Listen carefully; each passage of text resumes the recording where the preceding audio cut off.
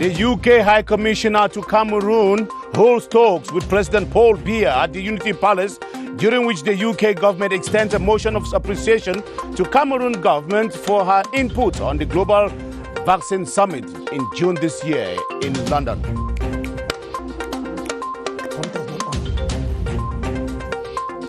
Public Contracts Minister continues his inspection mission to roads in the South region, commending some contractors for a job well done while castigating others for delays in the process.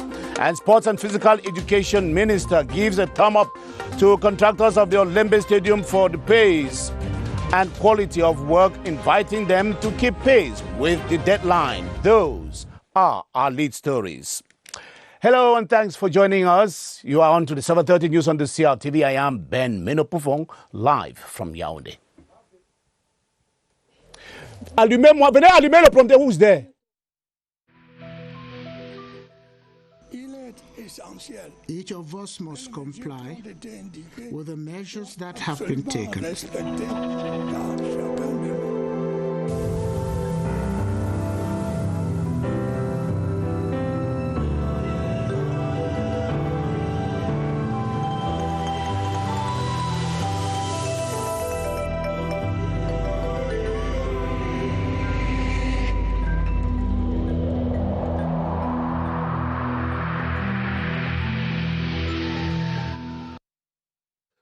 Thanks for being there once again. We take you first to the Unity Palace, where the British High Commissioner to Cameroon came calling on President Paul Biya with a motion of thanks from his home government to the Cameroonian leader for his contributions at the Global Summit on Vaccine that held in London in June this year. Rowan James Laxton used his outing at the Unity Palace to exchange with President Paul Biya on some issues of contemporary concern, as well as the health of relations between Yaoundé and London. Chief Unity Palace correspondent Ashu Nyente reports on the main thrust of the Unity Palace tete-a-tete.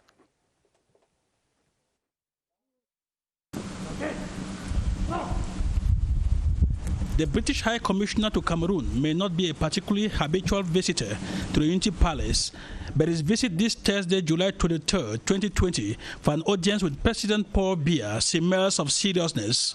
In line with recent protocol arrangements, Rowan James Laxton is received by both the Chief of State Protocol and the Minister, Director of the Civil Cabinet, Samuel Mvondo Ayolo, who then introduced him into the presence of the Head of State.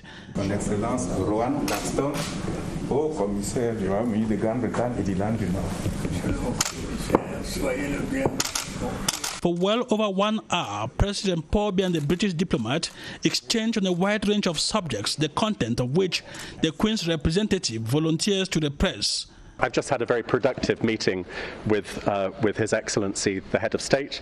We covered a large range of subjects. First of all, we spoke about the health situation in this country, which, as everywhere else in the world, including in the UK, has been greatly affected by coronavirus. I also conveyed my thanks and my government's thanks to the Head of State for his support at our conference on global vaccines, which took place in June in London, and for the very generous contribution that the Head of State made at that meeting. In the Global Vaccine Summit, in which the Head of State was represented in June through video conference, Cameroon donated over $1 million to help subsidize the possible production of a coronavirus vaccine and seek a lasting solution to tropical diseases such as malaria. The two personalities also crossed minds on other international and bilateral questions, as well as on matters bordering on Cameroon's domestic politics. We spoke about the security situation, in particular in the extreme north, where Boko Haram and Islamic State are still very active, but also in the northwest and southwest. I welcomed the measures that the government has taken here, but also encouraged everybody to go further in an attempt to reach a durable solution which will return peace and prosperity to that part of the country. We talked about the economy and the way in which British companies can contribute towards achieving the President's own vision, and finally we spoke about a number of global challenges where the UK and Cameroon are working together, such as the Commonwealth and the conference which is due to take place at the end of next year in Glasgow on climate change, COP26. Since his official deployment to this country in December 2017, High Commissioner Laxton has worked to strengthen the axis between Yaoundé and London and to ensure Cameroon meets its objective of becoming an emerging country by 2035. The latest figures on the situation of the COVID-19 pandemic in Cameroon indicates that some 16,700 cases of infections have been detected this far, with 14,500 persons already declared healed. Those figures were made known in Yaoundé today during the weekly interministerial meeting to assess and monitor government's response strategy against the pandemic. Star Building correspondent Christian Cheatam reports. The protection of women against the coronavirus and measures taken to keep the family structure in Cameroon safe formed part of the core of discussions which Prime Minister Joseph Dion-Ngouté coordinated via video conferencing. Marie-Thérèse Abena-Ondoa said prevention, psychosocial follow-up form the bedrock of the strategy which her department has adopted. Prime Minister Joseph Dion-Ngouté also steered the deliberations towards a more detailed understanding of the cost of COVID-19 treatment in Cameroon. In this regard, Minister Manauda Malachi of Public Health broke down the treatment process of COVID-19 patients regarding cost and follow-up. Center Regional Governor Nasiri Paul Beya, for his part, explained that hospitals and specialized centers are living up to the challenge in the center region. The deliberations also extended to the Special Solidarity Fund against COVID-19 created by the President of the Republic. The Minister of Finance, Louis-Paul Moutaze, said the fund is public property and its organization and functioning must respect the values of transparency which govern public spending. Updates on COVID-19 presented during the session indicate 16,708 positive cases recorded so far in Cameroon, with 14,539 recoveries and 385 deaths. Prime Minister Joseph Dion-Ngouté has given firm instructions for an intensification of measures to protect the family structure. 1 month to the end of registration of voters on electoral list, officials of Cameroon's election watchdog ELECAM say the figures are far below the numbers that they were expecting, blaming it that the whole process has been impaired by the COVID-19 pandemic. And the number of registered voters on the list across the national territory as at now stands at 5,000 voters, way below the number targeted at the beginning of the year. Gilbert Ongene reports that the 9th February twin elections also had a negative impact on the registration process. The organization of the February 9 twin elections and the outbreak of the coronavirus have made voter registration quite a difficult equation to solve for ELECAM. When we go to the poll, there is no registration. We have to wait for the end of the poll before beginning the registration. With COVID-19, the situation is not the same. The registration is going only in our local branches. The result is that the number of newly registered voters this year has witnessed a marked drop compared to figures of previous years. ELECAM officials say they have limited time to enroll new voters this year, 2020. We began the registration in April.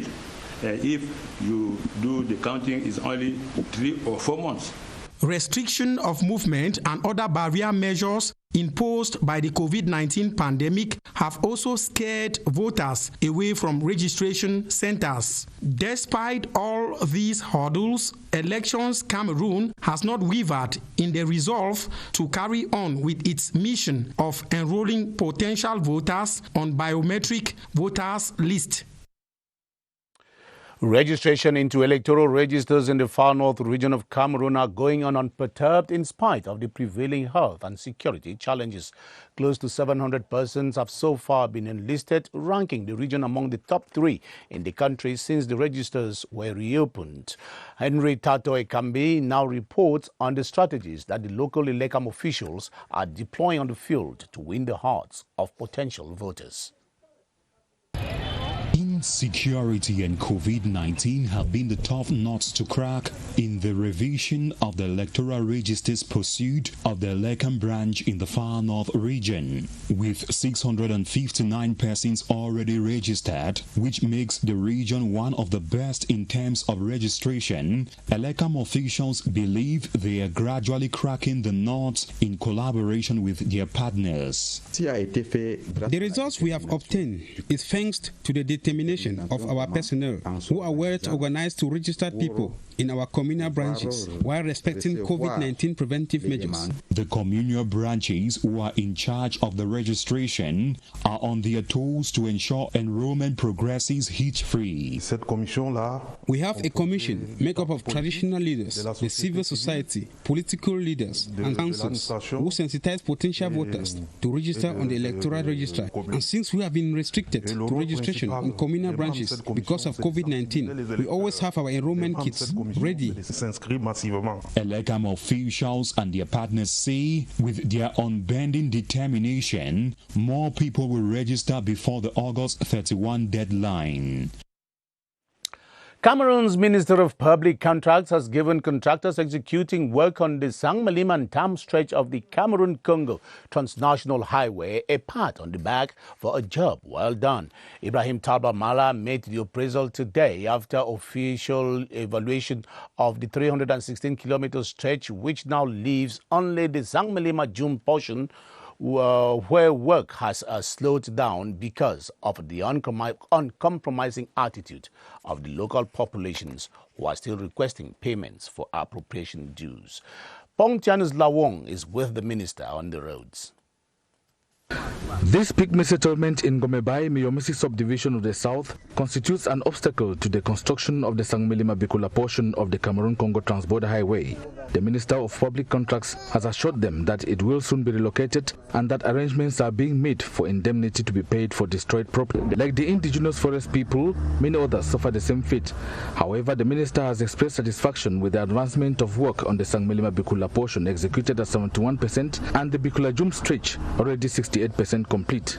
I think it's one of the best I've visited since 2 days ago, and all is now on achievement, unless that we have 1 or 2 pieces to be achieved because of some administrative concern and even payment for the people. But we have our diligence with the Ministry of Public Work and Ministry of Finance so that we can push the situation to go further and to go faster, and we can enjoy that this road, which is the integration road between Cameroon and Congo. The Jum-Mentom section of the Transborder Highway is already completed, while finishing touches are being made on the Mentom-Lele-Ntam stretches. Minister Talba Mala has lauded the contractors for a job well done. The 316-kilometer Sang-Malim-Ntam portion constitutes the Cameroon section of the Cameroon-Congo Transborder Highway under construction.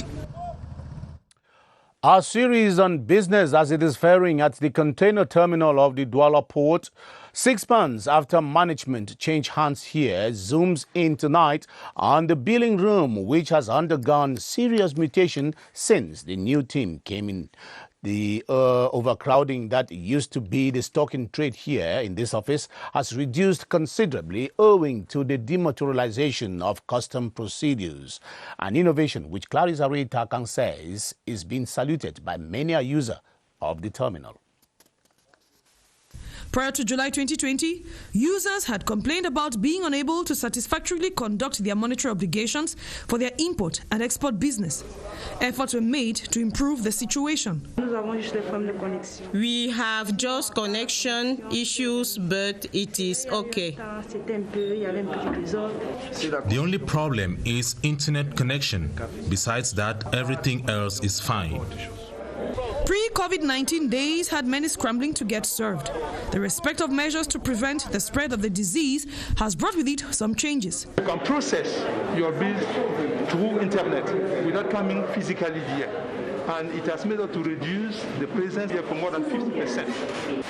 While yesterday you wait for 90 minutes to have your service done, today is less than 30 minutes. We used to serve like 900 to more.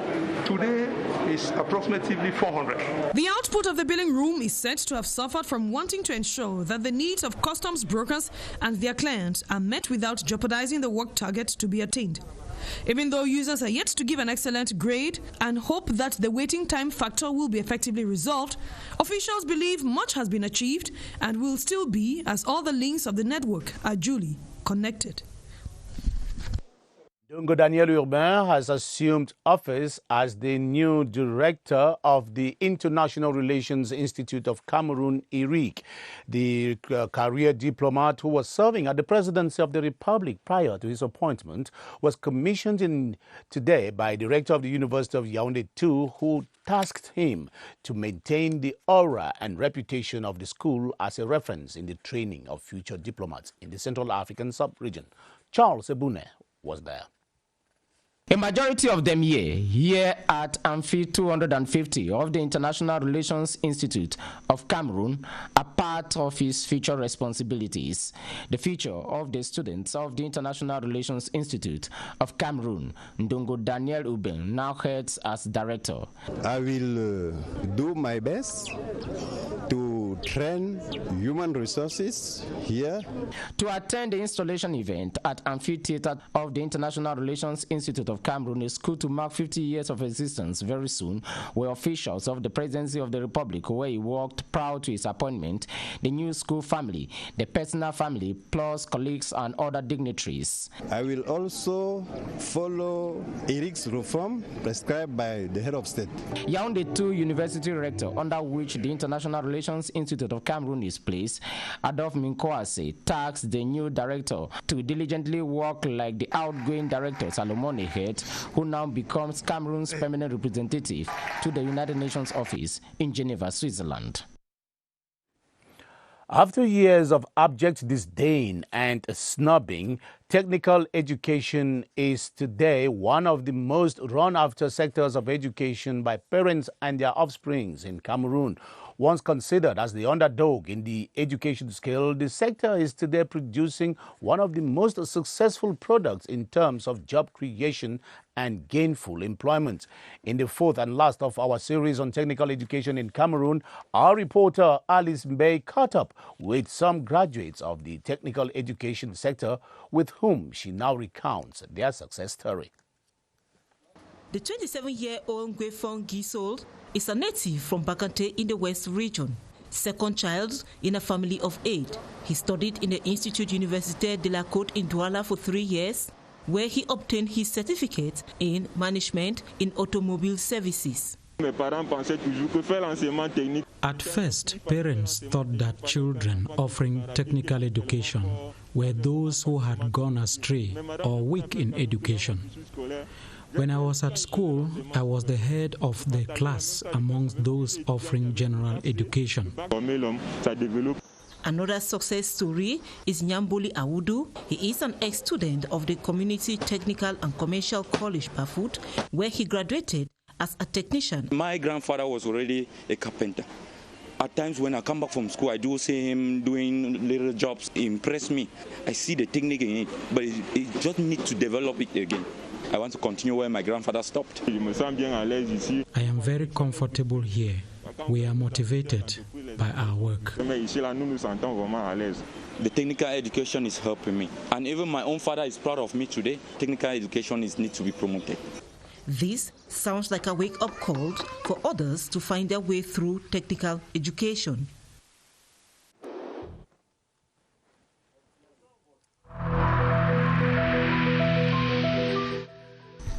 the wearing of face masks in public places will be mandatory until further notice.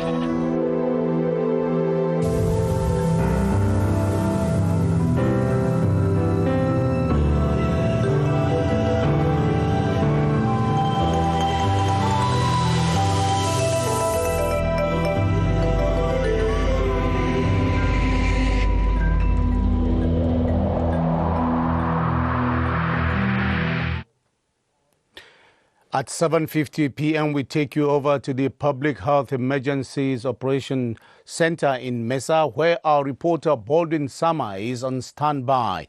Baldwin, we hear that the number of people tested positive of COVID-19 in the country keeps increasing. Do you confirm those figures?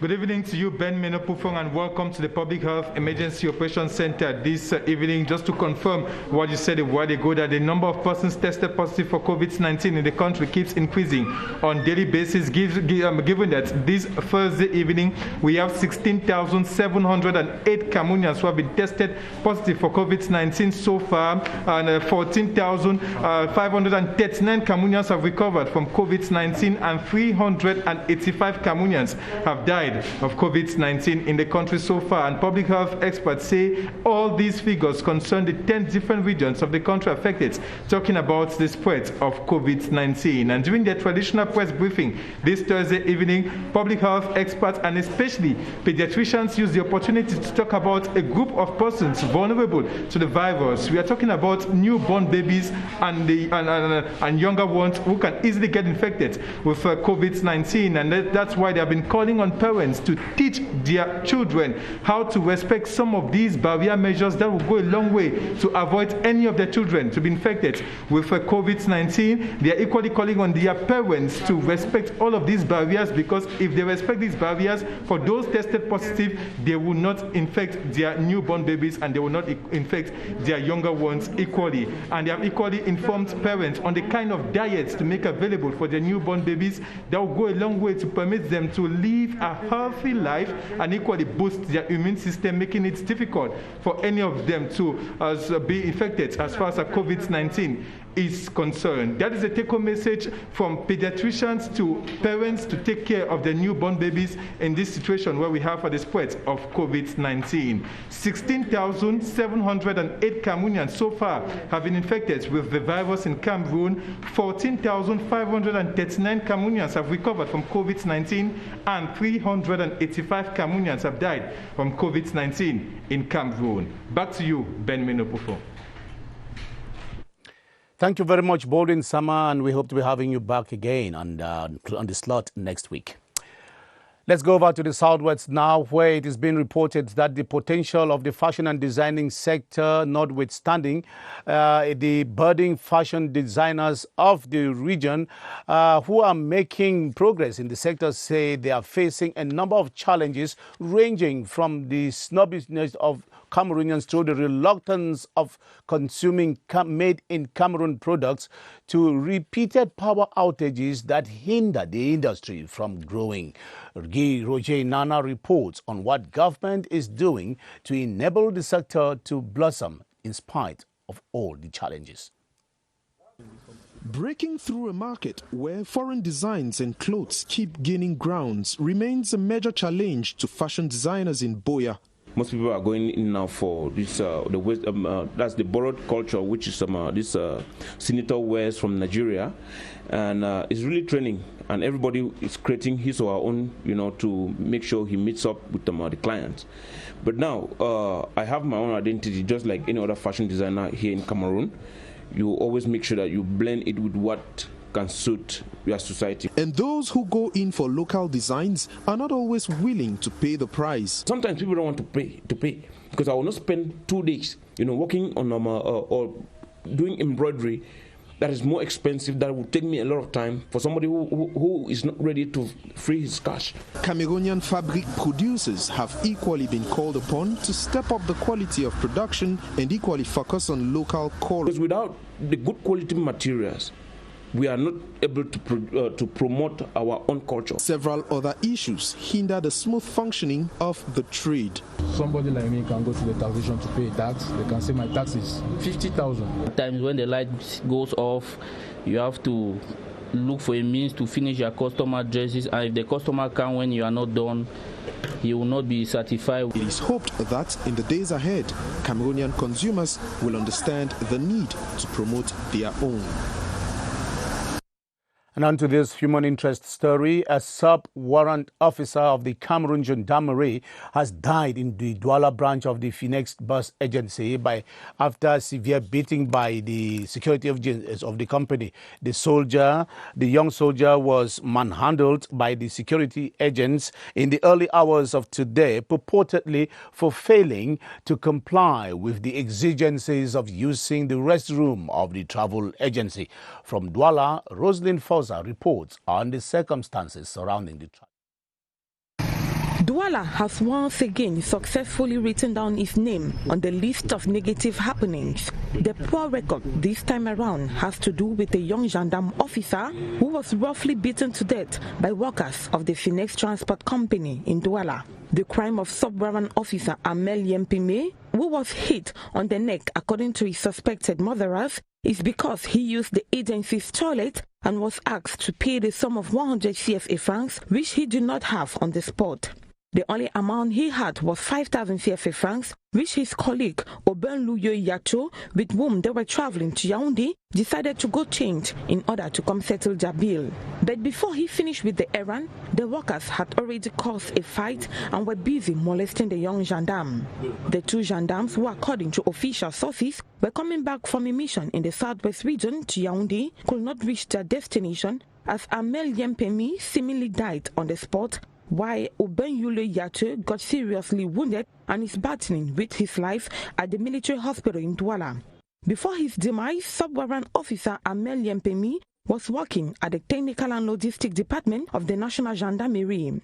Following the incident, the Phoenix Transport Agency this Thursday was calm and inactive. The commander of the Littoral Gendarmerie Legion, Colonel Pierre-Aimé Bikele, has assured that investigations are ongoing, given that the case comes again to raise the problem of insecurity and the lack of social responsibility of some transport companies in the city of Douala. Now to sports. Sports and Physical Education Minister has been saluting the pace of work currently going on at the Olembe Sports Complex, expressing the hope that it meets the completion deadline as well as the quality as contained in the contract specification.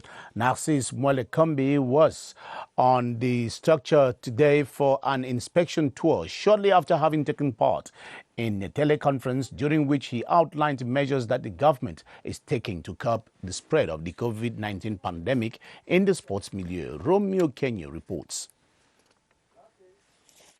1 month after his last inspection visit, Minister Narcisse Mwelekombi was at the Olembe Sports Complex this Thursday to get first-hand information on work progress. Accompanied by Central Regional Governor Nasere Pobia, both officials were welcomed at the sports arena by contractors of Maggie Construction. After touring the different compartments of the 60,000 capacity football jewel, the sports boss hailed the contractors for the work done. What is important is the evolutions and the progress made. Those evolutions and progress are notable and effective. With work rates now at 80%, officials of Maggie Construction have promised to deliver the main stadium by November this year. Earlier in the day, the minister attended the 10th Commonwealth Ministerial Forum, during which he presented government's action taken so far to curb the spread of the coronavirus. The video conference was centered on the planning, resourcing, evaluating the response and long-term impact of COVID-19 on sport in member countries. The Commonwealth Secretary General, the Right Honourable Patricia Scotland, was one of the participants. That's all from me this evening. Thanks for watching. Good night.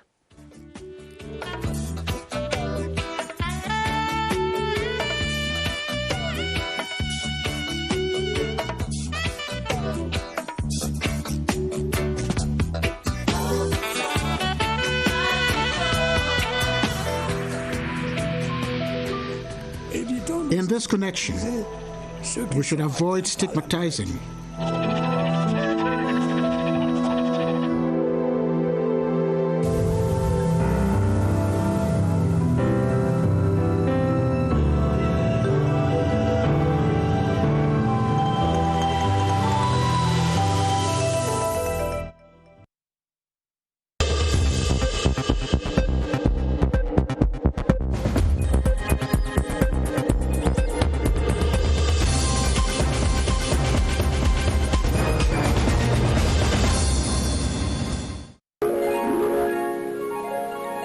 CRTV News, ici, toute l'info.